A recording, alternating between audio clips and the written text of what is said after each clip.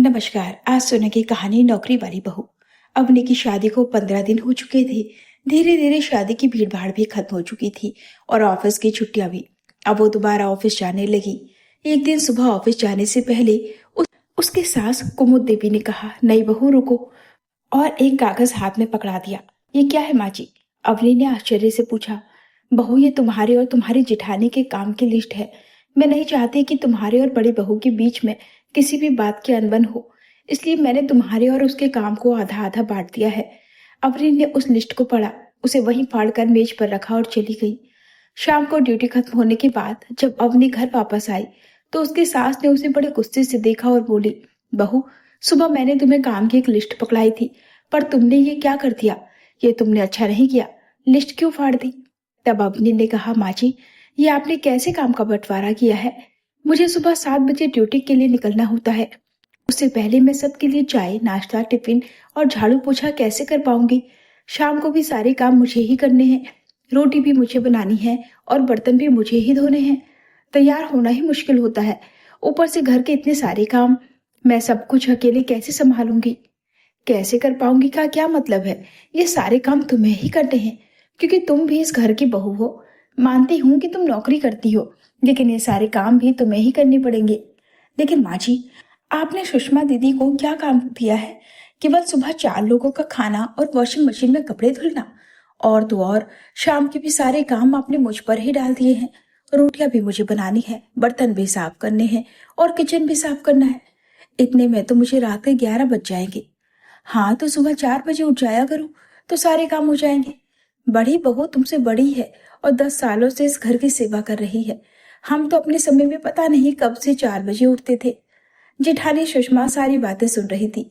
वो बाहर आकर बोली, घर में और भी काम होते हैं।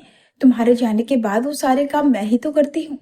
देखिए दीदी, अवनी अपनी जेठानी की तरफ रुख करके बोली, मैं आपसे लड़ाई झगड़ा नहीं करना चाहती, लेकिन मैं इतने सारे काम सुबह नहीं कर पाऊंगी।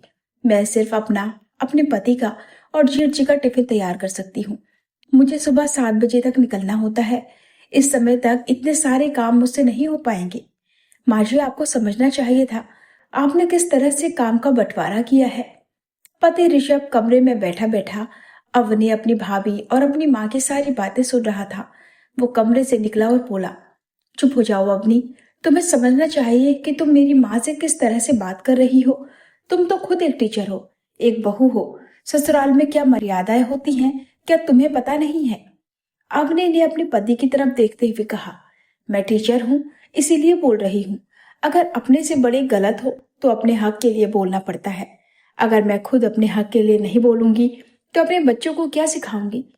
मैं रात के 11 बजे तक किचन में काम करूंगी, 12 बजे तक सो पाऊंगी, तो सुबह 4 बजे मेरी नींद कैसे खुलेगी? ऋषभ के पास इसका कोई जवाब नहीं था। कुमुद देवी ने कहा, जरूरी तो नहीं कि सारा काम रात के 11 बजे ही खत्म हो, जल्दी भी तो हो सकता है। और ये सारे काम तुम कैसे करोगी, ये मुझे मत सिखाओ। किसी करोड़पति की बेटी नहीं हो तुम। तुम्हारा बाप एक चौकीदार ही तो है। पूरी जिंदगी दूसरों की चौकीदारी करते हुए बिता दी। वो तो तुम्हारी सरकारी नौकरी है, इसलिए तुम्हारी शादी इतने बड़े घर में हो गई। नहीं तो तुम्हारे बाप की औकात ही नहीं थी इतने बड़े घर में तुम्हारी शादी करने की। अपने पिता के बारे में ऐसा सुनकर अवनी गुस्से में बोली, मैं मानती हूँ कि मैं गरीब घर की हूँ, लेकिन इसका ये मतलब तो नहीं है कि आप मुझे हर बात के लिए दबाएंगी। मैं सरकारी नौकरी करती हूँ और मुझसे जितना बन पड़ेगा मैं उतना ही काम करूंगी। बाकी का काम आप, आपकी बड़ी बहू और आपकी बेटी कैसे करेंगी ये मुझे नहीं पता। अगर आप लोगों से ये सारे काम नहीं होते हैं तो आप लोग घर में काम वाली लगवा लीजिए, लेकिन मुझसे हद से ज्यादा उम्मीद मत कीजिए। ये कहकर अवनी अपने कमरे में चली गई।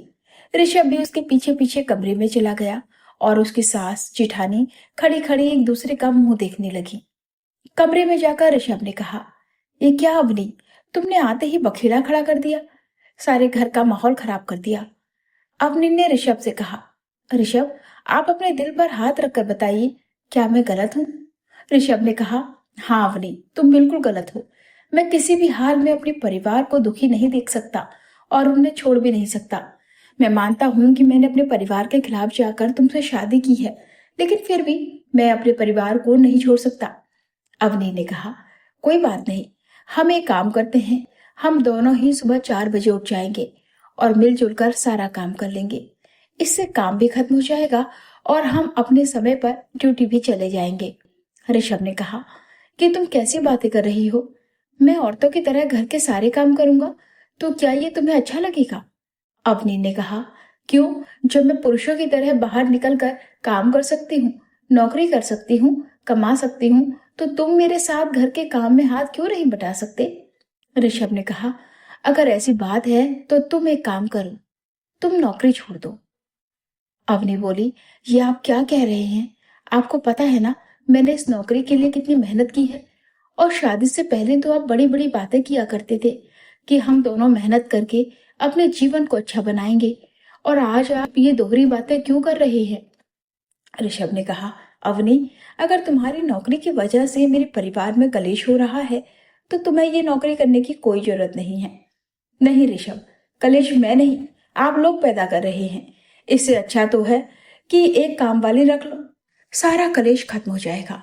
नहीं अपनी, दो दो बहुओं के होते हुए मेरे माँ बाप काम वाले के हाथ का बना हुआ खाना खाएंगे?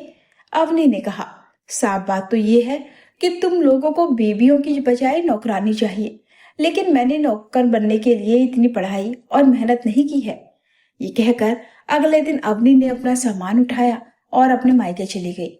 इसके बाद ऋषभ और अवनी की बातचीत बंद हो गई। एक दिन अवनी के पापा रामदीन जी उसके ससुराल आए और बोले, बेटी का इस तरह मायके में बैठे रहना अच्छा नहीं लगता। हम इस समस्या का कोई और समाधान भी तो निकाल सकते हैं। अवनी की सास ने कहा, तो आप ही बताइए भाई साहब, इस समस्या का क्या समाधान है? रामदीन जी ने कहा, बहन जी, आप अपनी जगह बिल्कुल सही हैं, लेकिन मेरी बेटी भी गलत नहीं है। इसलिए अगर आप लोग घर के कामों के लिए एक मदद करने वाली नौकरानी रख ले तो अच्छा होगा। इस तरह मेरी बेटी का घर भी बच जाएगा और आपको काम में भी कोई परेशानी नहीं होगी। घर पर रहने के दौरान अपनी आप लोगों की सेवा जरूर करेगी। कुमुद देवी को उनका ये सुझाव व्यवहारिक लगा और उन्होंने कहा, आप चिंता न करें भाई साहब, मैं जल्द ही एक काम वाली रख लूंगी और अपनी नौकरी वाली बहू को मायके से वापस ले आऊंगी। अगले दिन कुमुद देवी ने ऋषभ से कहा, जाओ बेटा, बहू को घर वापस ले आओ। अब हम अपनी नौकरी वाली बहू पर सारा काम नहीं डालेंगे।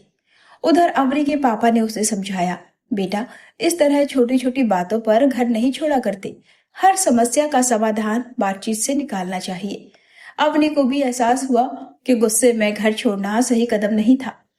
ऋषभ के आने पर वो खुशी खुशी अपने ससुराल वापस आ गई। वहां पहुंचने पर उसकी सास ने कहा, मेरी नौकरी वाली बहू, देखो मैंने एक काम वाली रख ली है जिससे तुम्हारे काम में मदद हो जाएगी। अवनी ने भी अपनी सास से माफी मांगी और कहा, माँ जी, मुझे माफ कर दीजिए, मैंने भी नासमझी और गुस्से में आकर आपको भला बुरा कह दिया। इसके बाद अवनी अपनी नौकरी संभालते हुए खुशी खुशी अपने परिवार के साथ रहने लगी। नौकरी करना और आत्मनिर्भर बनना बहुत अच्छी बात है, लेकिन उसके साथ साथ परिवार का सम्मान और संवाद बनाए रखना भी जरूरी है। वहीं दूसरी तरफ परिवार वालों का भी ये फर्ज बनता है कि वे कामकाजी बहू की मेहनत और समय की कद्र करें। रिश्तों में तालमेल और समझदारी ही घर को स्वर्ग बनाती है।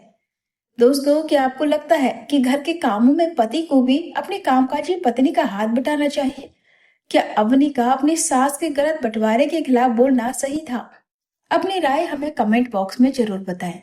अगर आपको ये कहानी पसंद आई हो तो हमारे चैनल को सब्सक्राइब, लाइक और शेयर करना बिल्कुल ना भूलें। तो फिर मिलते हैं एक और नई और दिलचस्प कहानी के साथ। तब तक अपना और अपनों का ख्याल रखें और सुनते रहें एनके हिंदी कहानियां। धन्यवाद।